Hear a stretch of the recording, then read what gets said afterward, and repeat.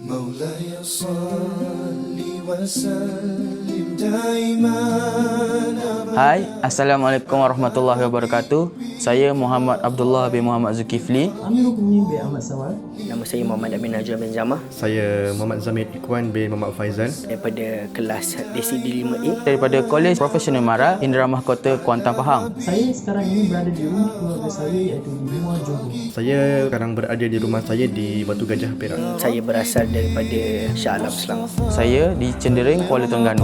قاصدنا واغفر لنا ما مضى يا وسيع الكرم. Sambutan Ma'al Hijrah adalah sebuah sambutan tahun baharu dalam kalender Hijriah. Seperti yang kita sedia maklum, kalender kita yang digunakan dalam negara ini terdapat dua, iaitu kalender Masihi, iaitu seperti tahun sekarang iaitu 2020, dan kalender Hijriah. Jadi, sambutan Ma'al Hijriah ini adalah sambutan yang disambut ketika tahun baharu.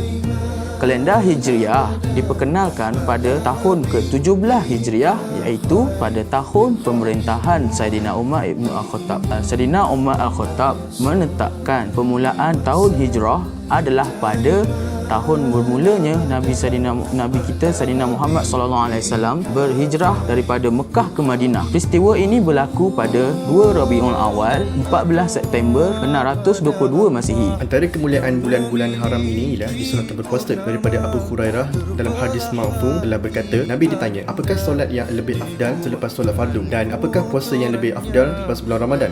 Maka jawab Nabi, sebaik-baik solat selepas solat yang telah difardukan ialah solat yang pada pertengahan malam, dan sebaik-baik puasa selepas bulan Ramadan adalah puasa pada bulan-bulan Allah, iaitu bulan-bulan haram. Hadis diriwayatkan oleh Imam Muslim, Abu Daud, At-Tirmizi, An-Nasa'i dan Ibnu Majah.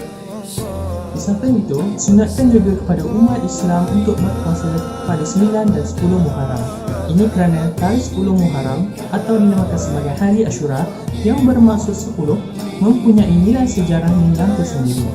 Manakala disunatkan juga berpuasa pada 9 Muharram sebagai mukhalafah, iaitu membezakan di antara kaum Yahudi yang turut berpuasa pada 10 Muharram. Sebenarnya amalan berpuasa pada hari Ashura 10 Muharram telah dilaksanakan oleh Rasulullah sebelum baginda berhijrah ke Madinah.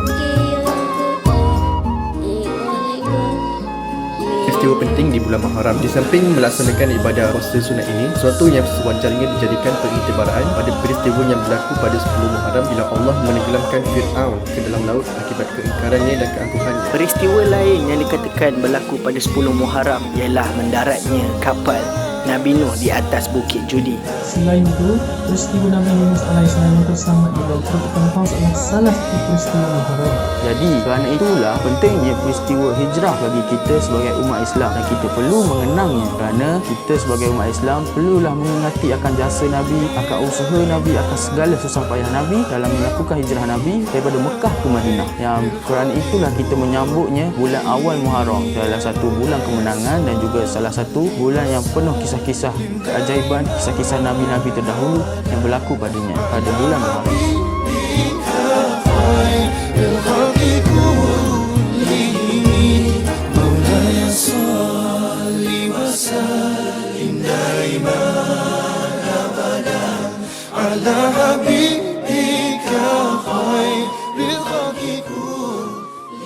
Assalamualaikum warahmatullahi wabarakatuh. Hari ini anda bersama saya di Kampung Pulau Manis Serada, Kalang Warisan, iaitu di sungai ini yang diberikan nama Kalang Warisan. Hari ini kita akan melihat bagaimana masyarakat Kampung Pulau Manis Serada menyambut bulan Muharram, iaitu 10 Muharram dengan membuat bubur Ashura.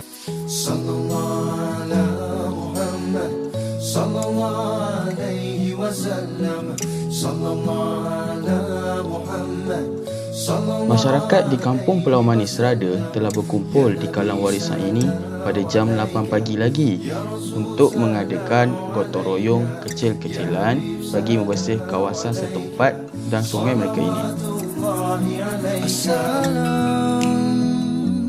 Buat Nabi Muhammad dan seluruh keluarga baginda,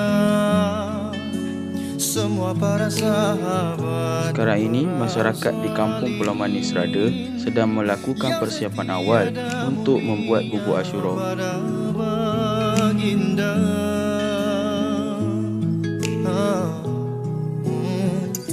yang melimpahkan rahmat. Alhamdulillah pagi ni kita berukhuwah ramai-ramai seisi kampung bersama pimpinan kampung Pulau Manis Selada dan sekitar untuk sama-sama kita meneruskan tradisi bulan Muharram kita kacar bubuk Ashura untuk sama-sama kita gotong royong, kita pakat buah, pakat kucar dan insya-Allah kita pakat rasa, pakat bagi sikit seorang hok mana di sekitar kampung kita dan mana-mana semua pengunjung yang hadir di kalang warisan di kampung Pulau Manis Selada pada hari ini. Seperti mana semua maklum, semestinya lah kacar bubuk Ashura ni mengambil hikmah dan cerita pengejaran daripada kisah pelayaran Nabi Nuh bersama bahteranya sewaktu banjir besar dan berlakunya gotong royong membuat bubuk melibatkan pengumpulan apa jua makanan yang ada, terutamanya kacang-kacang bersama seisi kapal menjamu selera dengan semua yang ada di atas kapal tu. Dan daripada manfaat pada hari ini kita bersyukur dengan rezeki yang Tuhan bagi dan kita kena muafakat, kita kena perpaduan sama ummah dan kita kena wujudkan sebuah kasih sayang bukan sahaja bersama Muslim juga bersama non-Muslim. Dan benda ni harus menjadi satu pegangan, satu ukhuwah yang perlu sentiasa diwarisi bukan saja di kampung, di mana juga di bandar dan sebagainya. Jangan sehingga ke akhir zaman. Jadi bubuk Ashura ni kita adakan pada hari ini sebanyak 2 kawah. Satu kawah tu dengan sukatan 1 gantang. Untuk mulakan kita buat bubuk Ashura ni, resepi dia nya 1 gantang beras direndam 1 malam. Jadi apabila cukup 12 jam biasanya kita akan rebus beras tu untuk menjadi bubur. Selepas menjadi bubur kita akan masukkan halia, bawang merah, ubi, keledek, jagung. Jadi kita kacau semua tu biar dia masak hancur di dalam bubur nasi yang telah empuk tadi. Lepas tu barulah kita letakkan pula santan. Kita letak 1 kilo santan. Dah sebati dah santan dengan beras bubur tadi, kita akan masuk pula gula 1 kilo dan manisan. Jadi kita masukkan pula air rebusan ayam dan air rebusan ikan. Tujuannya untuk memaniskan dan melemakkan bubur Ashura kita tu. Barulah kita masukkan rempah bubur Ashura yang telah diresepikan lah mengikut adunan dia bersama dengan terisi. Kalau Terengganu kita panggilnya gula lah. Itu je lah. Dan dia ni memakan masa yang lama lah, lebih kurang 5 atau 6 jam untuk masakkan bagi sempurna Ashura tu untuk kita hidangkan.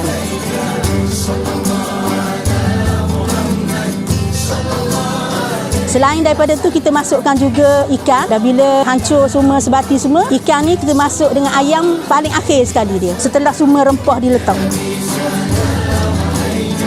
Sebati letak rempah ni, tengoklah sehingga dia masak baru boleh dihidangkan. Dan secukup rasa dia lah.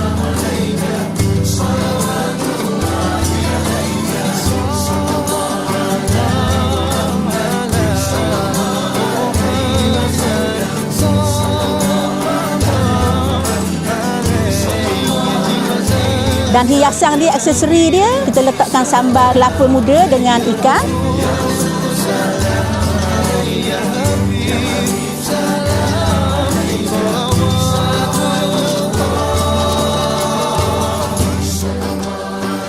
Lepas tu agar-agar yang berwarna-warni.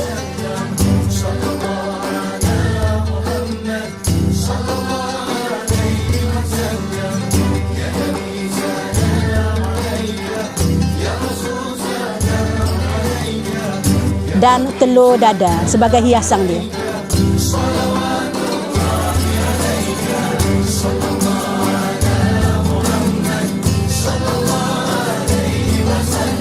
Dia biasa selalu 1 gantang tu lebih kurang 70 bekas.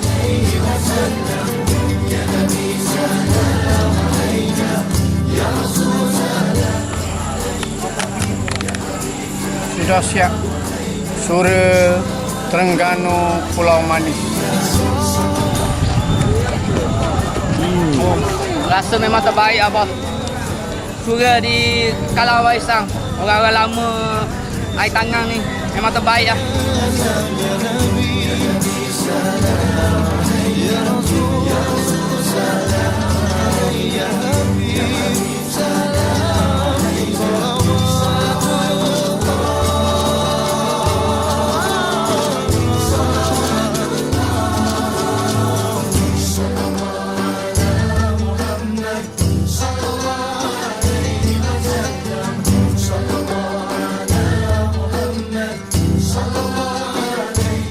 Okey, bubur Ashura. Bubur Ashura ni dia ada 3 jenis. Pertama, yang bersih utara. Bersih utara ni dia pekat, manis. Rasa dia macam manisan-manisan gitulah. Maksudnya dia macam puding-puding sikit.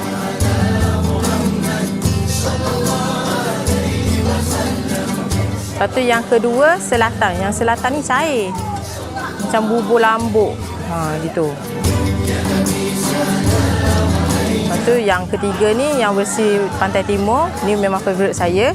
Yang kita ni lain sikit. Kita ada letak daging, kita ada letak ikan, kita letak ubi. Lepas tu kita ada rasa rempah. Banyak letak rempah-rempah tu. Dan juga pekat.